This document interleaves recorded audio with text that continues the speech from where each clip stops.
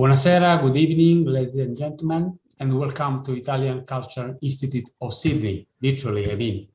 My name is Lilo Guarneri, I'm the director of the Institute, which is a body of Italian Ministry of Foreign Affairs, whose mission is to promote our language and culture through the organization of courses, exhibition, screening, theatrical event, and of course, lectures. More? Make a course. Since the first United Nations resolution in 2005, the Italian institutions have embraced the commemoration for the International Holocaust Remembrance Day on January 27. Indeed, on January 27, 1945, the Russian army entered and liberated the Auschwitz concentration camp. For some years now, the Italian Cultural Institute has been actively collaborating with the Great Synagogue of Sydney for the staging of events that has become a constant in uniting the Italian and Jewish communities.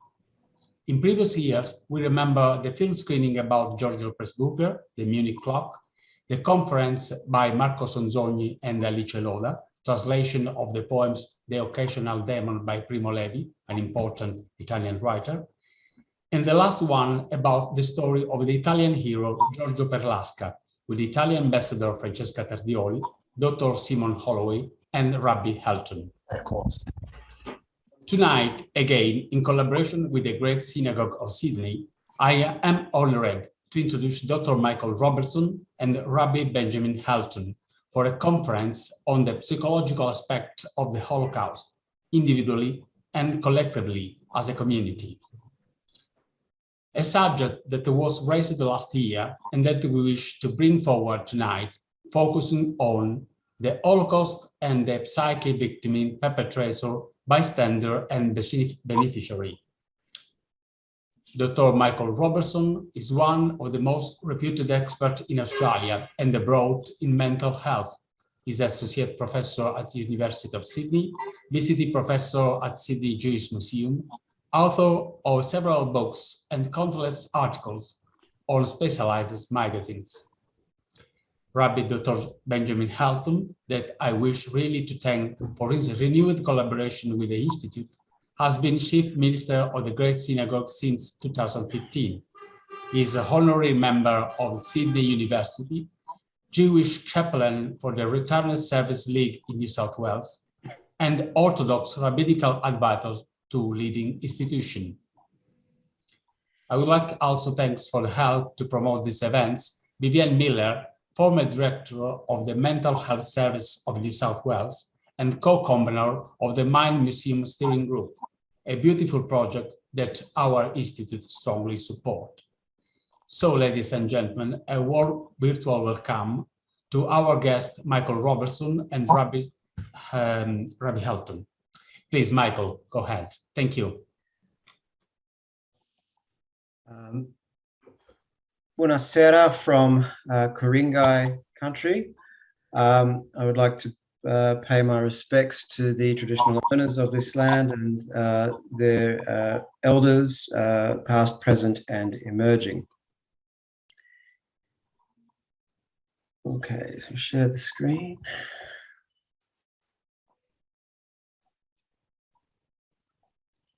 Not sure if we're sharing the screen now. All right, so that's, people can see the presentation. So this evening, I am speaking on the very broad topic of the Holocaust and the psyche. To speak about this is to speak about a topic as broad as talking about Europe without actually focusing on a particular subject. So this evening, I want to hone in on two particular aspects of this, noting that the topic is extremely broad. Now, one of the first questions is, what is the psychology of genocide or mass murders of the kind that we see throughout history and exemplified in its most extreme and modern form in the Shoah? And I, having spent 30 years working in psychiatry, have grown increasingly wary of psychological explanations for particularly bad behavior, which I think can be used as a means of denying the perpetrator their moral agency.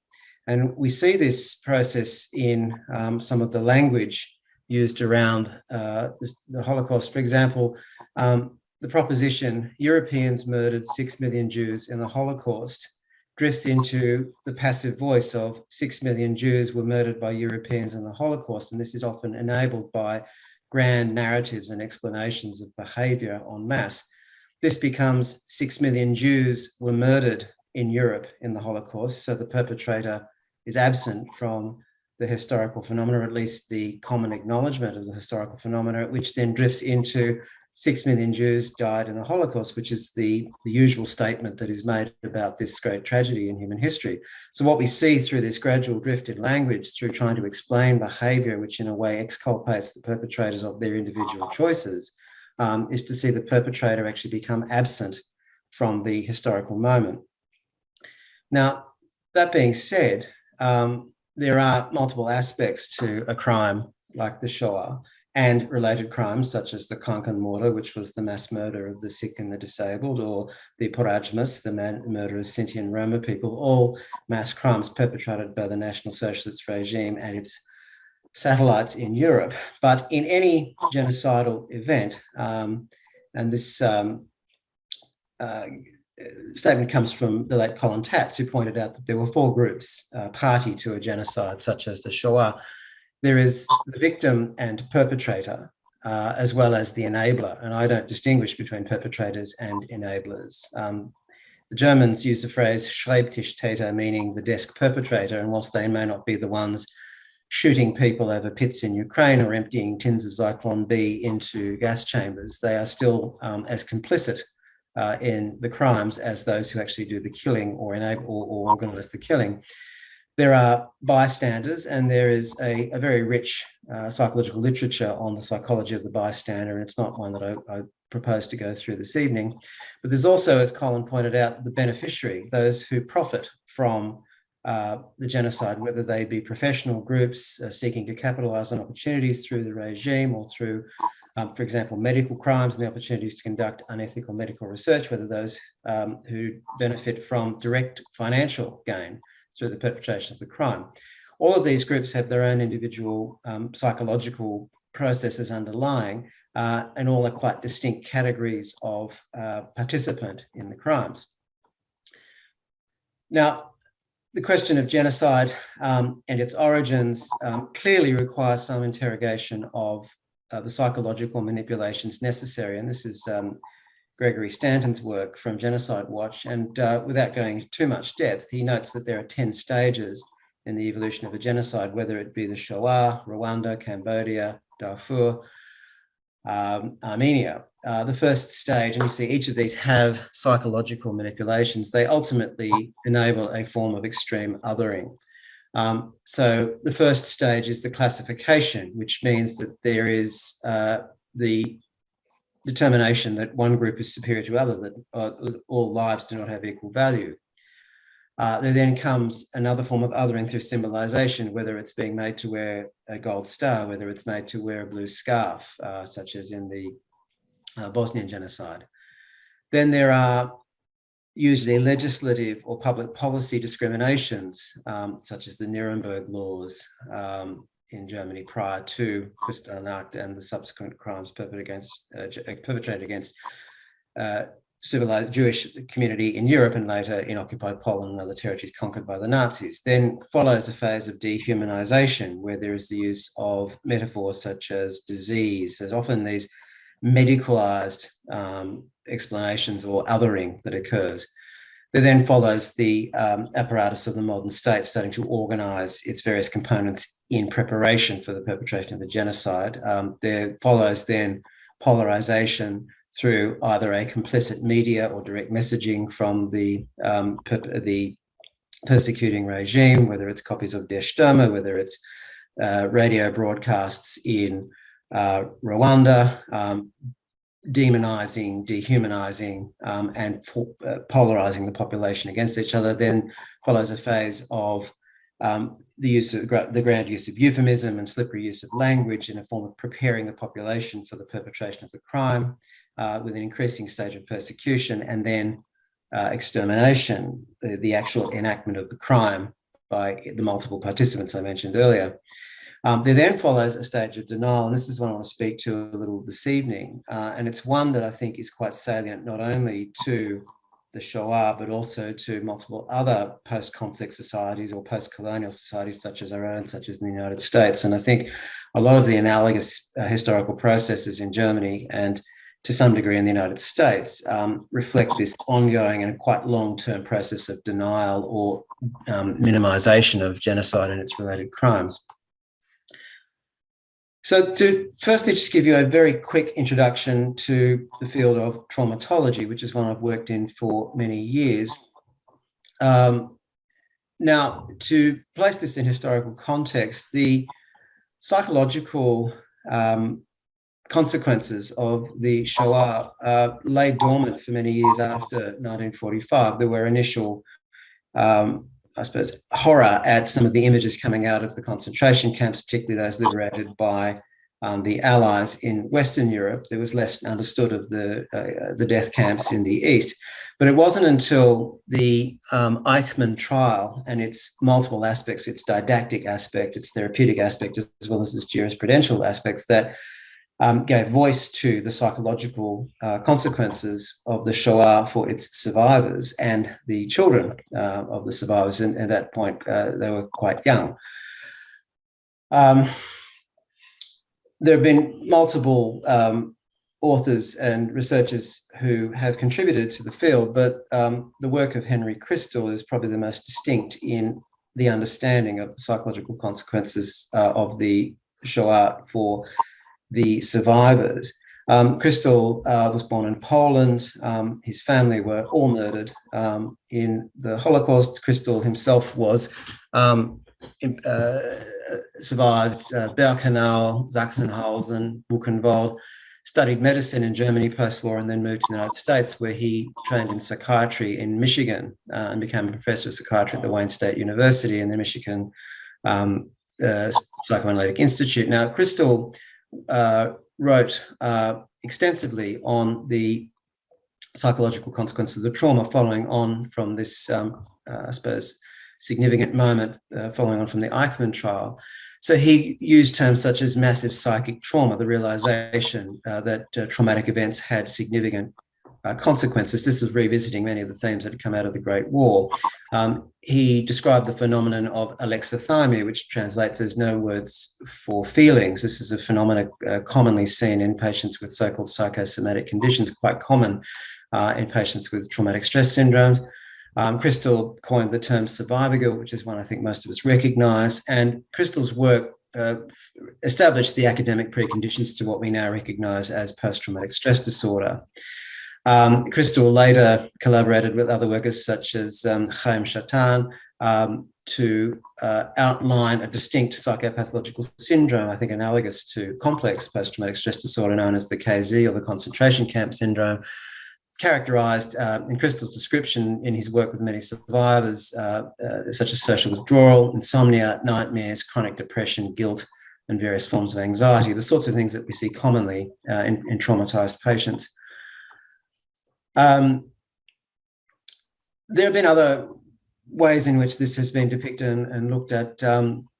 It was mentioned earlier of the work of Primo Levi, whose observations of the human condition in the extremity of Auschwitz, I think still has significant relevance to our understanding of trauma and the consequences. So in The Drowned and the Saved, Levi despairs of the debasement that was necessary to survive the unspeakable horror, stating that coming out of the darkness, one suffered because of the required consciousness of having been diminished, to have almost to have regressed into an almost animal-like state, a reptilian brain state, not by our will, cowardice, or fault, yet nevertheless we had lived for months and years at an animal level. Many have argued that Levi's suicide came from the inability to reconcile that state and its lingering consequences, and trying to adapt to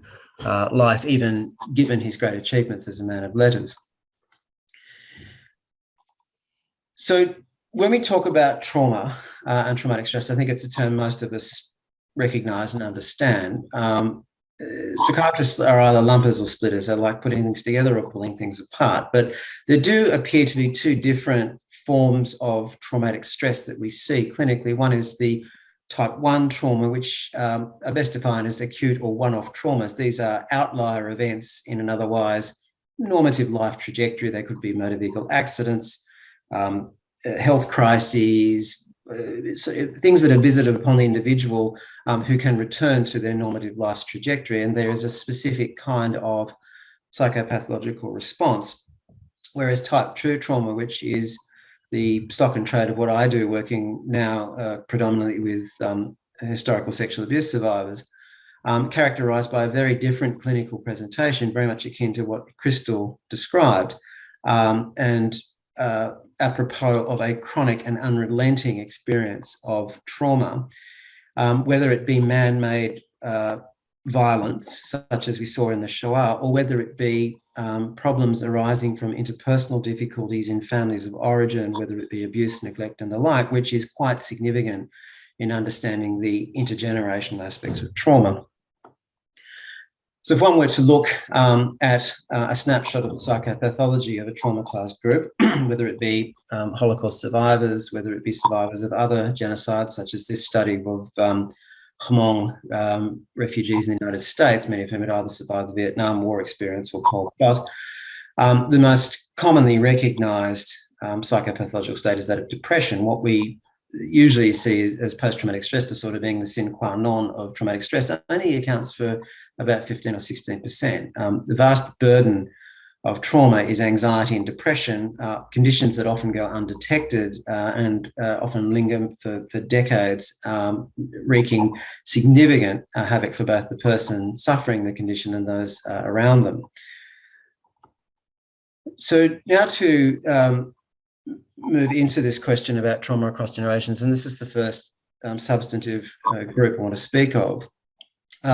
The trauma across generations, now I want to talk about the families of the victims, or rather the survivors of the Shoah and other kinds of genocides. Now, this is something that has been approximated in several art forms. I think the most recognised for a lot of us is the graphic novels Mouse that were published serially from 1981 to 1991 and can also be purchased as a volume. Spiegelman depicts the interaction between his survivor father and himself as an interlocutor with the reader, and the novel interrogates these sort of intergenerational interactions through the experience of the trauma of the Holocaust. Spiegelman uses the sort of survivors as mouse and the Nazis as cats, but a consistent theme in this work is this really quite complex interplay between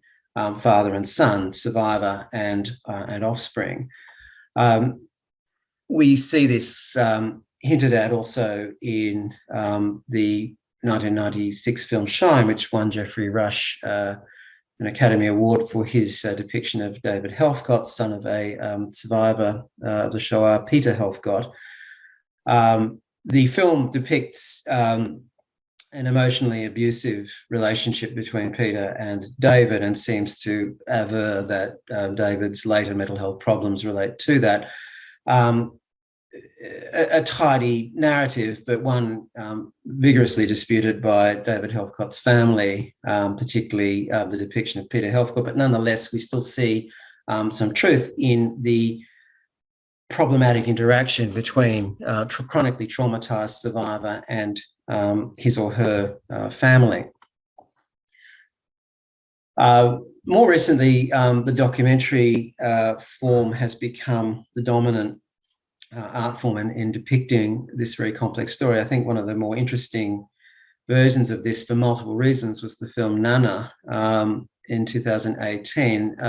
The film was made by the younger person in the photo here, who's French-American, living in the United States, and her mother, who still lives in France, and it's made in relation to their grandmother, who was deported from Poland to Birkenau, survived the selection on the ramp, and for a time worked as an interpreter for Mengele. And the film depicts the families, the two women's journey to the Auschwitz memorial site in Poland. This particular scene, they are reading excerpts from their relatives' memoir, which is called Memorial for the Dead Without a Grave. And there's a line in the film that I think is quite potent. The older woman refers to her mother, stating that the trauma of the Shoah came to me through my mother's milk, which is a very interesting metaphor, and one that has some biological significance, as we'll learn. So there are multiple ways in which this intergenerational trauma has been approximated using various art forms, but they all speak to that same issue of the dynamic between the traumatized survivor and their family. So this is one of the more detailed sort of research enterprises in understanding intergenerational trauma, and one that's been tremendously informative in our understanding of other forms of intergenerational trauma, such as that affecting our First Nations people. I think the most prolific writer in this area is Nat Kellerman, who, this is some of his work, of meta-analytic work and reviews of the multiple studies, and putting together what are the core findings. Actually, I'll pass on with that. So Kellerman's sort of main distillation of the literature is that there seem to be means by which trauma is transmitted across generations of Holocaust survivors through four main themes, one of which is unconsciously displaced parental emotions. The second is what he terms inadequate parenting behavior. The third he terms family enmeshment. And the fourth, he alludes to hereditary predisposition, some sort of biological transmission, apropos of that metaphor provided by the in the film Nana. Now, I realise this comes off as being critical of the families of Holocaust survivors, and I don't. I don't think this is meant to be a way of blaming the parents or grandparents for the pathologies that might be visited in the family, but rather this is a means of understanding the lingering consequences of this crime in human history. And I think injuncts us to continue to think about how, as we continue to engage with this moment in human history and its consequences, not only for survivors and descendants of Shoah survivors, but also those from other genocides or acts of politicized man-made violence, to understand how these consequences must figure in our responses as a culture. Now, I think as a psychiatrist, and so the way I was trained, the most compelling way of understanding the, I suppose, transmission of trauma within families, moving aside all the other potential psychological descriptions, is this concept of disordered attachment. Put simply, attachment is the innate manner in which we relate to others. We develop patterns of interactions with our caregivers in early childhood. We develop what John Bowlby described as inner working models of relationships, which we bring to subsequent relationships. So the manner in which an infant interacts with his or her caregiver in the first 3 months can ultimately determine interactions later in childhood, which then hardwire this process, determining how our intimate partner relationships, friendships, workplace relationships will be transacted. Now, there essentially the typology of trauma, of attachment, is secure and insecure. I don't want to go too much into that, but to note that there's a particular disturbance of attachment called disorganized attachment, which I think is what Kellerman's research is highlighting, that the parenting style is an incapacity to meet the child's needs, to see the child's needs. There's an inconsistent pattern. If you're dealing of interaction with the child, if you're dealing with chronic psychopathological disturbances, the child then internalizes this relationship as being frightening and traumatizing. This then brings about a pattern of adult interpersonal relatedness characterized by the kinds of behavioural and relationship disturbances that are obviously described in this literature. Another more interesting, I think, approximation of this hereditary disposition comes from some work, not necessarily related to the Shoah, but an analogous process. So in 1944 in northern Holland, after the failed Allied airborne attacks on Arnhem, the Germans cut off that part of Holland from all food supplies, and they followed what was termed the hunger winter.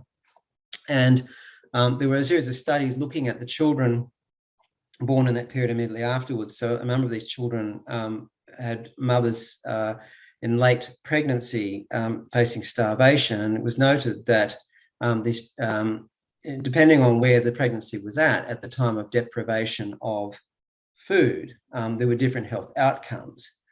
So these initial observations that there appeared to be long-term health consequences to a traumatic event experienced in utero, i.e. by the mother and then transmitted in utero.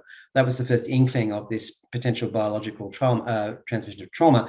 The late Audrey Hepburn attributed many of her health problems to being gestated in the hunger winter. Now, a little later, English public health physician David Barker made similar observations of poor and socially deprived areas in England, noting very high rates of later diabetes, metabolic disease, heart disease, and the like, related to poor, I suppose, maternal health, poor maternal nutrition.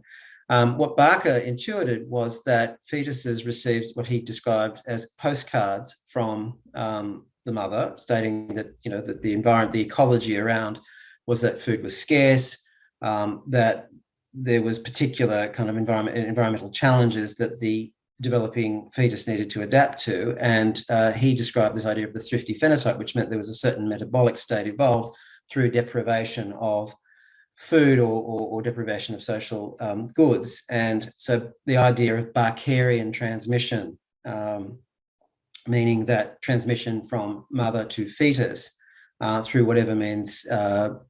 At the time, Barker used the metaphor of postcards, but there was some clear indication that there was some sort of thing heritable about trauma.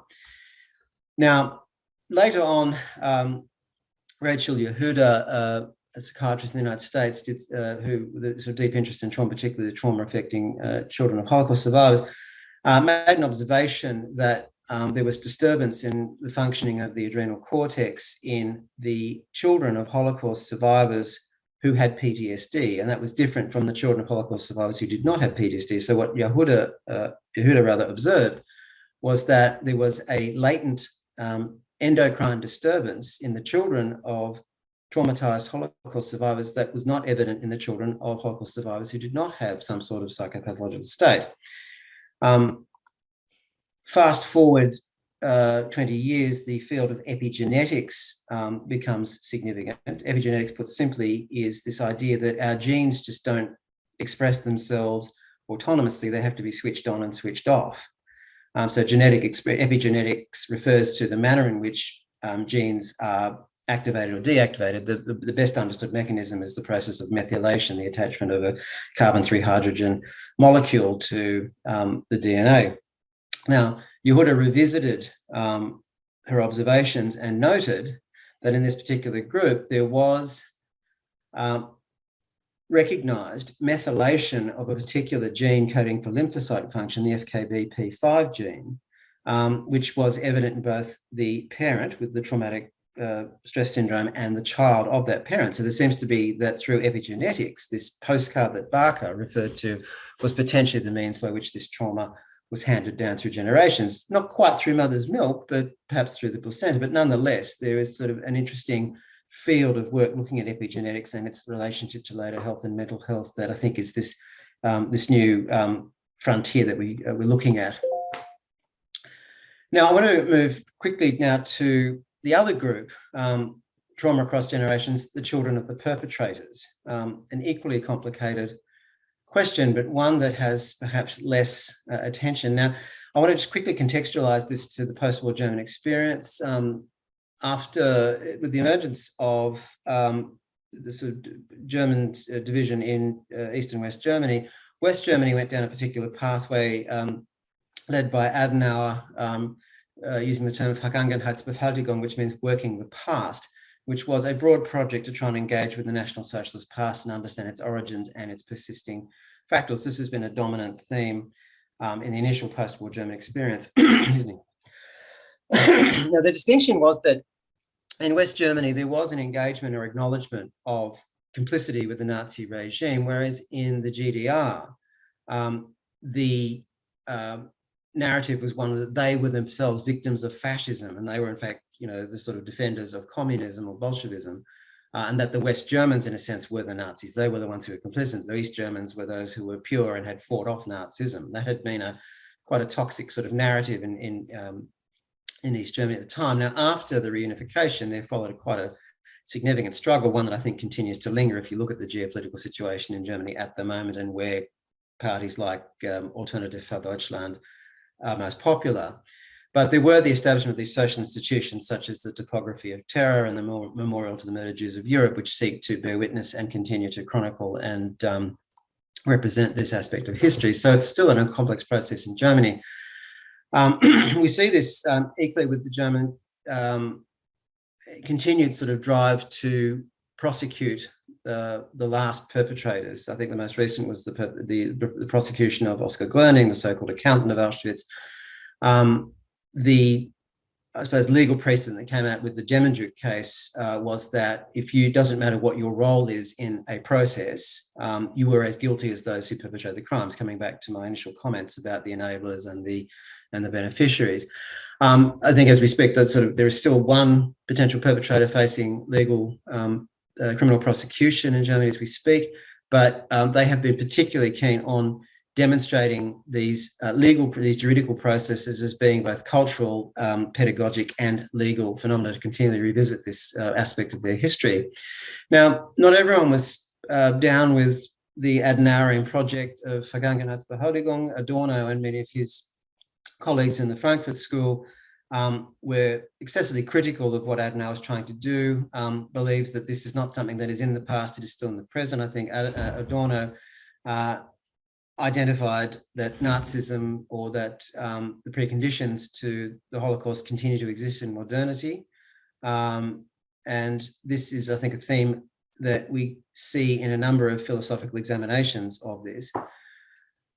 So Adorno sees that the process is not about working the past; it's continuing to work the present, the ever-present potential for crimes to be repeated.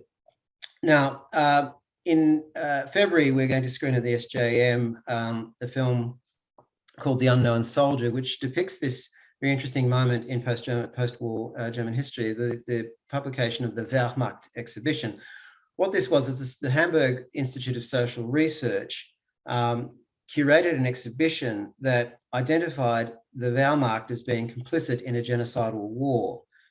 Traditionally, the narrative had been that it was the evil SS and the Nazis who had perpetrated the crimes, and that the Wehrmacht were merely defending their homeland against the Bolsheviks. The Wehrmacht Ausstellung, or exhibition, challenged that and caused a significant cultural conflict, shall we say, challenging the warrior myth that Germans had held post-war as a means of trying to live with their past. But I think if you're interested in a deeper dive on this, I'd encourage you to come and see the screening of the film in mid-February. Now, where German history and culture has moved, it's moved from a focus on the Nazi past to a much broader examination of recent German history, what they call Erinnerungskultur, which means the culture of memory. And it's not just about engaging with the Nazi past, it also looks at other aspects of German history, such as the GDR period and the trauma of that time. We see that in films such as The Lives of Others.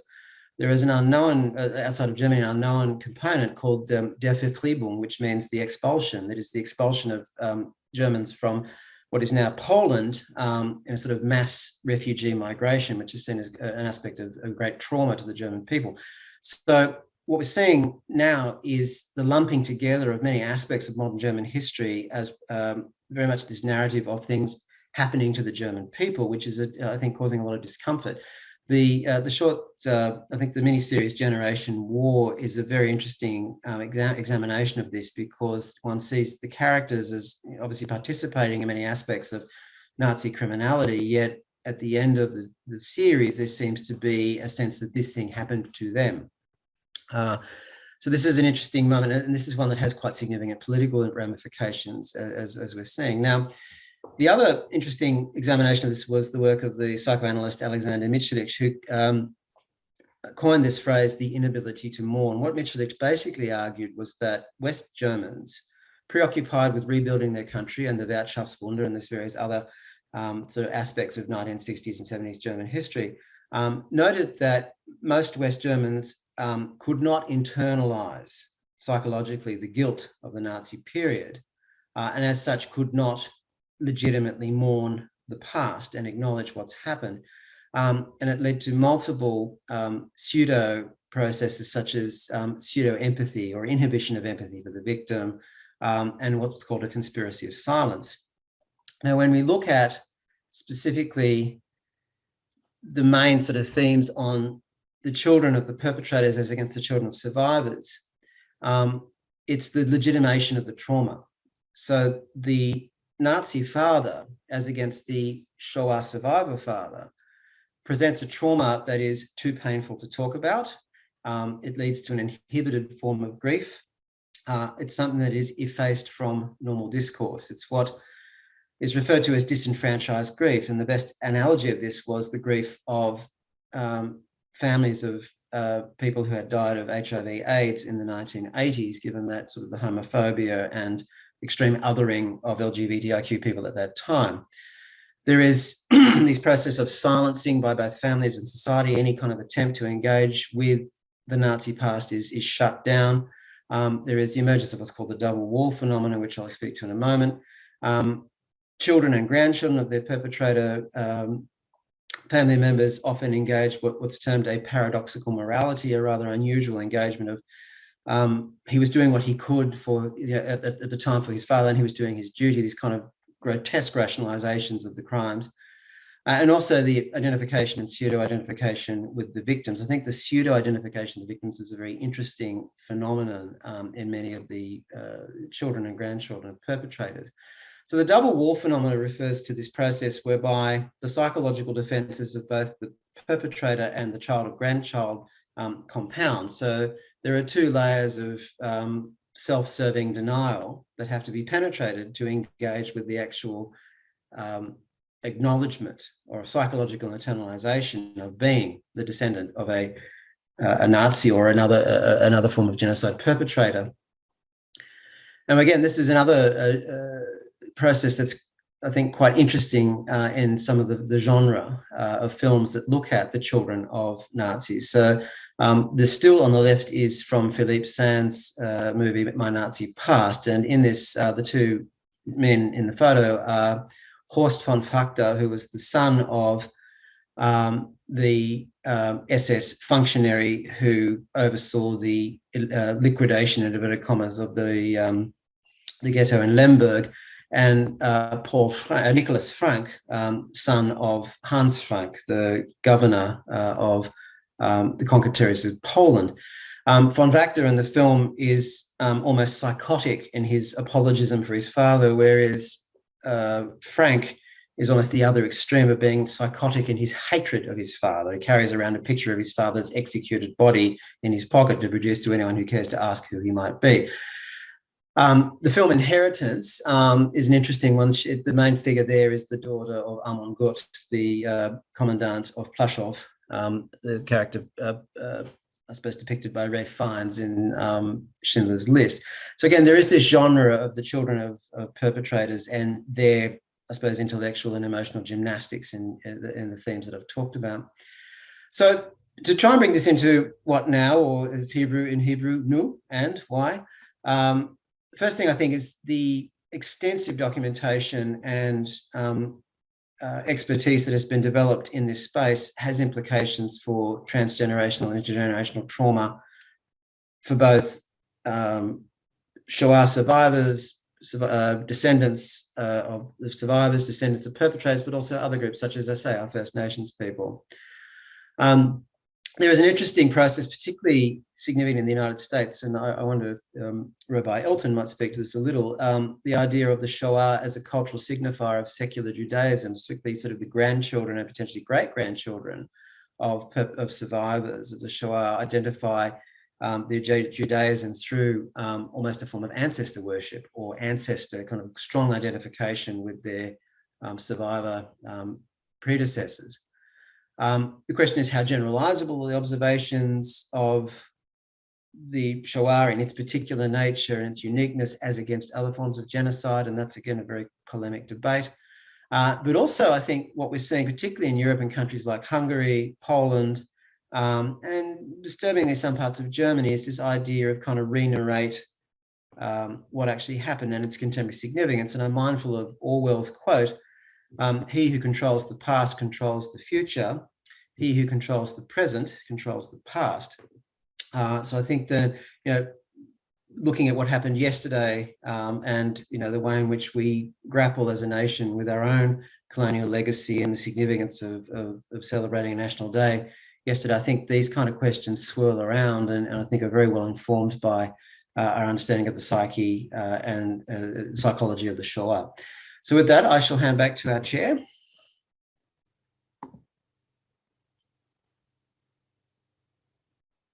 So now I think this is the moment for Benjamin, for Rabbi Helton. Please, thank you.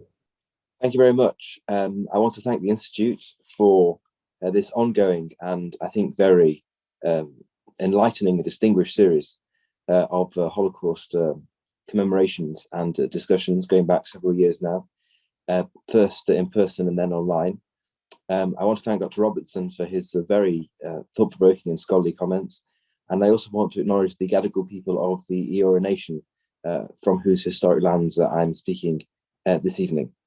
I want to look for a few minutes at more from a political and sociological perspective on what I think are the long-term psychological impacts on both Jews and non-Jews of the Shoah, of the Holocaust, and how those are still very pertinent today. I think the first point to make regarding both Jews and non-Jews is that the psychological impact is in many ways in the long term the most significant because it is long-lasting. As Dr. Robertson said, it's intergenerational. It is being passed from one generation to the next, and even as the last generation of now childhood Holocaust survivors are passing away, the trauma is still present because of the way it's been passed down from generation to generation. And while the bodies of those who were impacted are going to leave our sight, the psychological impacts are going to continue, and therefore it's particularly worth thinking about them and analysing them. I think another aspect which is very much in common between Jewish and non-Jewish responses, psychological responses, is the silence or near silence to begin with. It's, I think, very well known that the general discussion by survivors happened not immediately, but sometime later, that both Jews and non-Jews were stunned into silence by the Holocaust for 20 or 30 years or more in some cases. I was recently thinking about two Holocaust survivors in particular, Elie Wiesel. And one reason I think that Elie Wiesel made such an extraordinary impact as a witness of the Holocaust is because he started writing in 1952, and Night, his great book, was published in 1960, which was well before many of the survivors were sharing and writing and speaking. And therefore, though he was indeed particularly gifted, simply being one of the first made his impact very powerful as well. He was silenced until 1952, but then he spoke, and that was early. Another Holocaust survivor, of course, we were all thinking about recently was Eddie Jaku. He had an extraordinary impact, but even he only began speaking in 1972. But there was a general silence. He was part of a general silence before then, and it took some time for the psychological impact to settle, even to the extent it was possible for people to talk even to their families, let alone to wider audiences. Although in some cases, interestingly, the wider audiences were more easy than the families themselves. And I think that's also true of non-Jews. There was a silence. When I first went to visit Germany in the mid-1990s, Holocaust commemoration was a lot more muted than it is now. This was before the important Holocaust Memorial. This was before the important Holocaust Museum in Berlin. There was, as a memorial to the death camps, what looked like a sort of street sign, which might have said, so many miles to here and so many miles to there. But in fact, that was their attempt at a Holocaust memorial. I think anything more significant or more appropriate was psychologically impossible for them at that stage, as it became possible later on.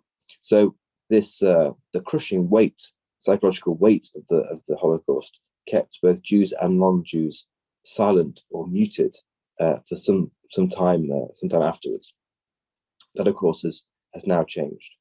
I think there's also a difference between communities. My background is as a British Jew, and I was brought up amongst men and women who had endured the Second World War largely as civilians on the home front in Britain, or as those who fought for Britain in the Second World War. The survivor population was a lot smaller and a lot less significant per capita than, for example, in America or Israel or Australia. And therefore, the overwhelming sense was that we British Jews observed the Holocaust.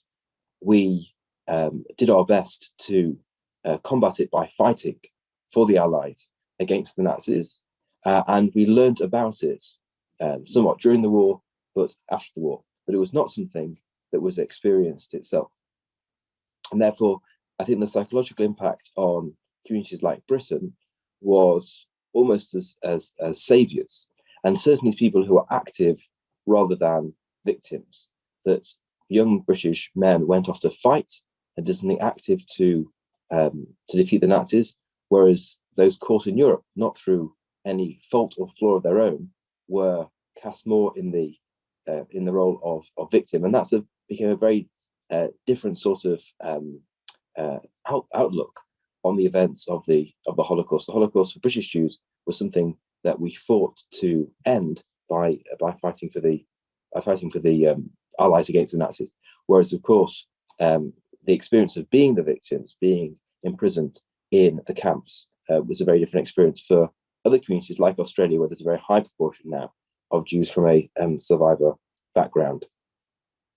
I totally agree with Dr. Robinson that the Holocaust commemoration and remembrance and significance of the Holocaust has become an enormously important part of Jewish identity, more particularly in these survivor communities like Australia than Britain. But turning to Australia, our own community, I think that together with family and Israel, many Australian Jews believe that their Jewish identity does rest upon commemoration of the Holocaust, and maybe even that is sufficient for the continuation of a coherent Jewish community.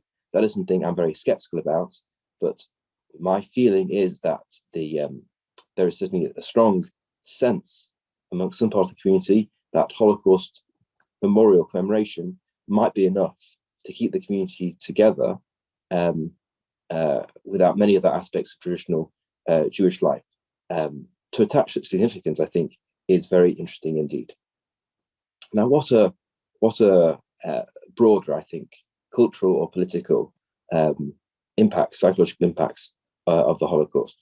Well, I think first a great sensitivity to anti-Semitism and a great sensitivity to any anti-Semitic actions or behaviors. And this really is in contrast to the situation, I think, before the Second World War. Every community, every Jewish community in the world tolerated anti-Semitism and practical implementation of anti-Semitism in its daily existence. Now, that might be in places like Britain or America, where it's more, as it were, private sector anti-Semitism, individuals discriminating against Jews, or it was more in the case of some European places where, especially, of course, Nazi Germany, where even before the Holocaust, even before the systematic extermination of the Jews, there was already an attempt to implement discrimination against Jews. But of course, Jews didn't flee from every place where there was any large-scale private anti-Semitism or where there was any state-sponsored discrimination on the basis of being Jewish. There wasn't an immediate ringing of the alarm bells and immediate leaving by all. Some did, but some didn't. And that, I think, has been changed by the Shoah, that now there is the antennae are very, very finely tuned to any expressions of anti-Semitism, and the perception of it leads to action of one sort or another, including increased rates of aliyah, including increased rates of leaving the country where the anti-Semitism is perceived and going to live in the state of Israel instead. And that, I think, is a long-lasting psychological legacy. There's also a great concern with security in the diaspora and security for the state of Israel. So support amongst diaspora Jews for anything which would increase Israel's security, like Iron Dome, that is, I think, almost taken for granted. And I think that's a legacy of the Holocaust, but also the fact that probably the most successful youth organization in Jewish Sydney is the Community Security Group, the CSG, which is young men and women who stand outside our synagogues and schools and other Jewish institutions and volunteer to mind our security. It's this great concern for the security of Jewish institutions and installations is I think a remarkable legacy of the Holocaust on the Jewish psyche. And there is always funding which is sought and achieved by the community in order to keep CSG well funded, well resourced, and other security measures well provided for. So that, I think, are just some of the psychological impacts on the Jewish community. What about the non-Jewish community? How have they been psychologically impacted? Well, here I may stray into controversy, but I will give you my view, and people can argue with it with pleasure if they don't agree with me. I think there has been a resistance to accepting culpability in the Holocaust, and this is done in several ways. I think it's quite evident in the sort of rhetoric that, for example, Jeremy Corbyn was using in Britain, but has been common elsewhere, that when he or others are asked to condemn anti-Semitism, they will say they condemn anti-Semitism and all forms of racism. In other words, trying to make the point that the Jews are not special, that there is no particular moral debt to the Jews because of the way Europeans treated them in the Holocaust. It's just bundled in together, and it's thereby devalued. The analogy really is when person A says Black Lives Matter, and person B says all lives matter. But it's true that all lives matter, but let's not forget that there's a particular group which is suffering particularly. And so when people say they condemn anti-Semitism and all racism, I think that's a legacy of the Holocaust trying to push off a feeling of responsibility. Sometimes that even becomes more explicit, and they say we must commemorate the Holocaust and all genocides. Again, making it one of many and downplaying the significance. Now, there's definitely a place for commemorating all genocides. No one would argue otherwise. But sometimes when people are specifically asked to talk about the Holocaust, they bring in other genocides. And I think that is an attempt to dilute as a way to assuage feelings of responsibility and guilt. I think there's also an aspect of resisting responsibility when it comes to criticism of the state of Israel. That I think sometimes the motivation behind some criticism of Israel, especially when in the most egregious cases, the Israelis are compared to Nazis, is an attempt to say the Jews are just as bad as everybody else. That Europeans should not be held so responsible for the Holocaust because everybody, in a certain sense, commits genocide. Sometimes it's the Europeans' turn against the Jews. Sometimes it's the Jews' turn against somebody else. And that, I think, is a response to the psychological burden of understanding that what the Europeans did to the Jews was particularly horrific, was unusually, and stands out as a particular crime in human history. And the response is to say, no, these things go on everywhere by everyone, not least by the Jews themselves. That's an attempt to slough off responsibility for the Holocaust. And just there was silence for many years about the Holocaust. I think now, as we move past the period when there's been a lot of commemoration, a lot of discussion and scholarship and research into the Holocaust, I wonder and I worry that now is a time when there might be a turn and not in a good direction. And I think of the Netflix film Munich, The Edge of War, which has just come out with Jeremy Irons, which paints Chamberlain in a somewhat sympathetic light at the time of Munich, that avoiding war was a good thing. Well, this is taking place at a time when the Jews are already being horrifically persecuted by the Nazis, and the Holocaust is just around the corner. Anything which, from an English-speaking world, which attempted to cast Chamberlain in a sympathetic light in the past several decades, it would have been impossible, I think, to have done that. And now we have a mainstream provider of entertainment and mainstream actors taking part in a film which attempts to revise whether or not Chamberlain really was in the wrong for trying to appease Hitler and avoid war with the Nazis. That I think would have been extraordinary, and it does worry me that the psychological impacts are now wearing off, and we're getting a situation where the non-Jewish world can re-engage in those sorts of questions, which I think would have been impossible in previous decades. I see we're at 7 o'clock, so I will pause there. But they're my initial thoughts, and I'm very happy to take questions in the Q&A period that follows.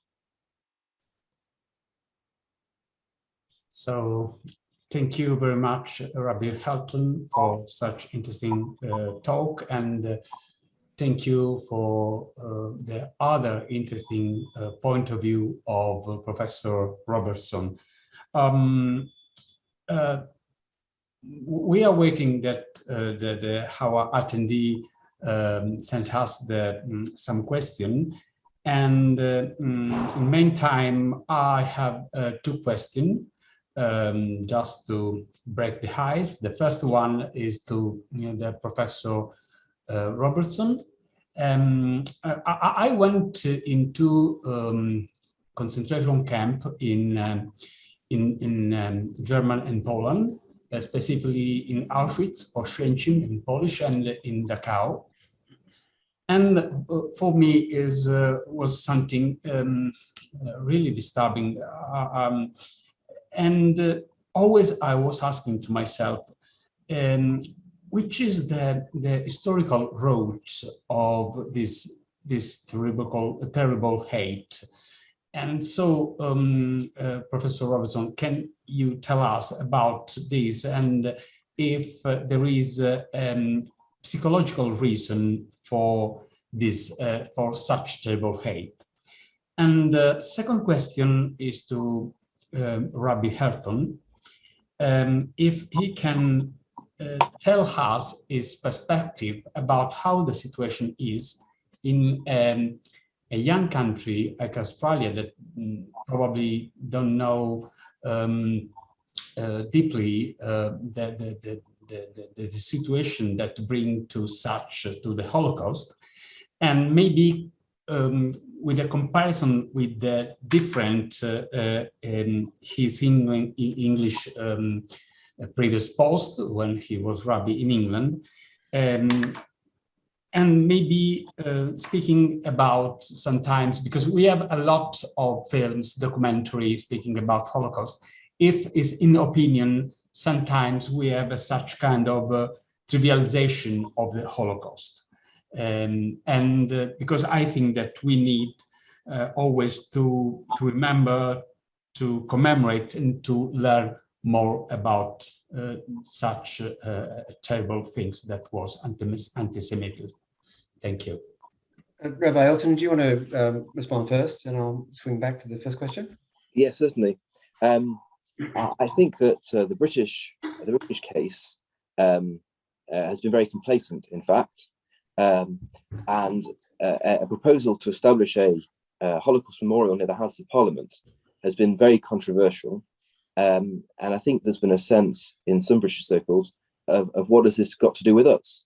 That we were the heroes who came over the crest of the hill and saved the day. And why on earth would we have a Holocaust memorial here in Britain? We can commemorate the soldiers who fought, but the Holocaust has nothing to do with us. That's interestingly, despite the fact that in all sorts of ways, the British were implicated.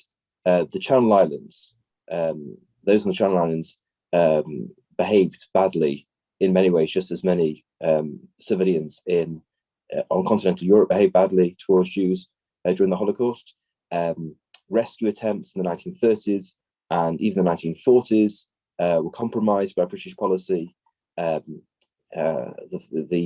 decision whether or not to attack death camps and the means of transportation to death camps were made by the Allies, including Britain. So there is British responsibility in a number of deaths in the Holocaust, and yet there's been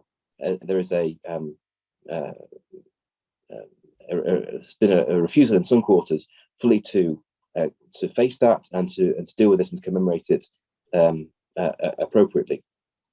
I think in Australia, as I mentioned in my earlier remarks, the fact that we have such a large survivor population within the Jewish community means the Jewish community is mobilized in a way that the British Jewish community is not to the same extent. And then when the Australian Jewish community lobbies wider political institutions, they have Holocaust commemoration much more firmly in their mind, and has an impact in turn. But because the British Jewish community isn't as intimately concerned, therefore the wider British community isn't as concerned, as well as the wider community's own problems with fully facing up to their role in contributing to the number of deaths, the amount of suffering by Jews in the Holocaust.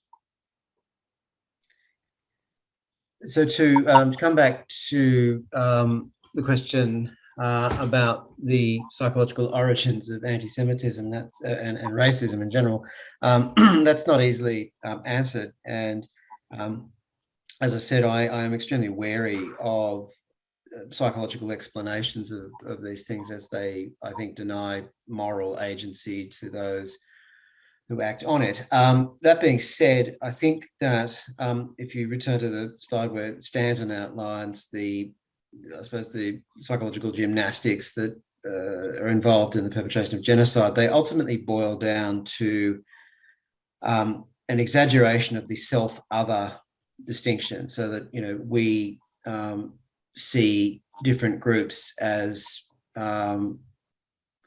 over different status. It's what philosophically or in moral philosophy, it's this form of the other. And I think if you want to understand anti-Semitism, you could read Goldhagen, you could read Götz Ali's Why the Germans, Why the Jews. There's lots of historical sort of attempts to outline this, and it's not an area that I would want to speak to with any expertise. But to understand ultimately the concept of othering as a psychological defense, I think that is a significant dynamic. And I think to understand the extreme form of othering that was a precondition to the Holocaust, I'd direct you to the work of Emanuel Levinas, a Lithuanian philosopher, writing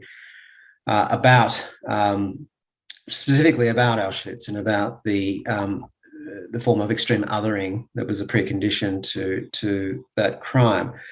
I also note there's been a direct question put to me by Anna, who in essence states that my experience as the daughter of a German-born father and a Jewish mother is that the cycles of trauma exist with those who are not direct survivors or perpetrators, but with whole German and Jewish communities. It's just for a comment. I think that I might actually sort of deflect some of that also to Rabbi Elton, but I think that there is a process of psychological identification with the grand narrative of a particular group. I think that if you are a First Nations person, there is a form of your identity born of the experience of colonization, dispossession, the legacies of the stolen generation, ongoing injustices and inequalities and inequities faced by First Nations peoples. I think that there is something to this idea that you do absorb the grand narrative of the group. And as I say, I think the comment we've sort of both made is that there is a form of cultural signification through the Holocaust as a form of identity in the Jewish population.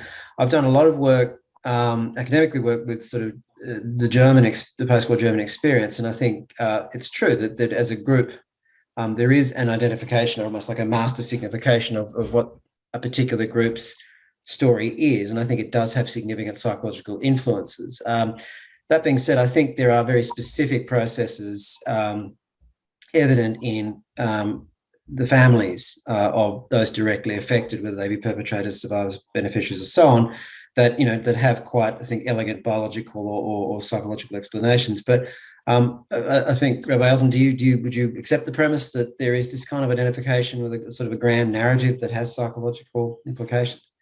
Yes, absolutely. And I think, although the British Jewish community, for example, has a different relationship to the Holocaust as it happened, there's no question that following the Holocaust, there was a total psychological identification with the